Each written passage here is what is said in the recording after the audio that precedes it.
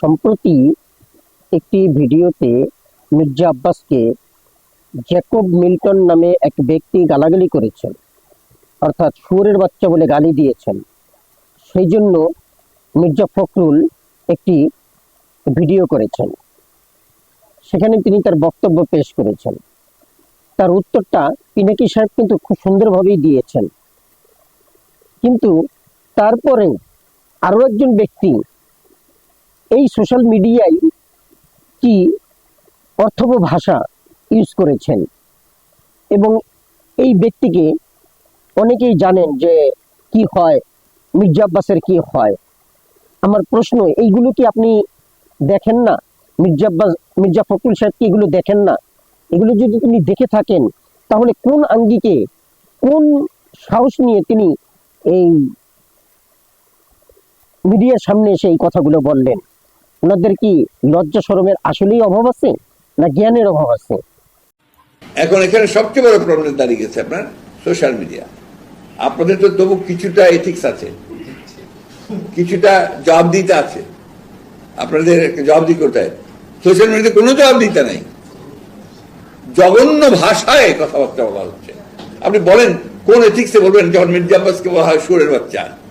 Milton না কি আছে একটা, কি নাম ওটার, জ্যাকব মিল্টন, সে গালিগালাজ করছে, শুয়োরের বাচ্চা বলছে।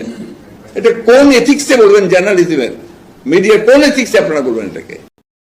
এখন উনি সাংবাদিকতার এথিক্স ধরেছেন যে এটা সাংবাদিকতার কোন এথিক্সে পড়ে। Mirza Fakhrul, you are absolutely right, সাংবাদিকতার কোন এথিক্সে এটা পড়ে না শুয়োরের বাচ্চা বলা। এখন there is a gap.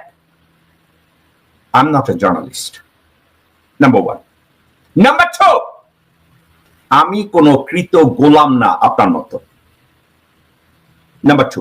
Number three, আমি একজন সচেতন বাংলাদেশী নাগরিক, আমি একজন ভুক্তভোগী নাগরিক, যে নাগরিক তার মৃত মা বাবাকে দেখতে পারে নাই। আমি ওই নাগরিক দেশের পক্ষে কথা বলার জন্য আমার মায়ের মুখে আমি শেষ পানিটুকু আমি তুলে দিতে পারি নাই, আমার বাবার মুখে শেষ পানিটুকু তুলে দিতে পারি নাই। এই আপনার মতো জঘন্য লোকজনদের জন্য, আপনাদের মতো সামাজিক বেশ্যাদের জন্য বাংলাদেশের একজন নাগরিক জ্যাকব মিল্টনকে কাউকে শুয়োরের বাচ্চা বলতে হয়, কাউকে বেশ্যার বাচ্চা বলতে হয়, আপনার মতো একটা ভণ্ডকে ভণ্ড বলতে হয়। কি বান্দা তো চিন্ময় প্রভুপাদের সাথে মির্জা ভাই মির্জা আব্বাসকে গালি দিছে শুয়োরের বাচ্চা বলে, তাই খুব ঘোষা হয়েছেন। আপনি রাজনীতি করতে আসবেন, গালি খাবেন না?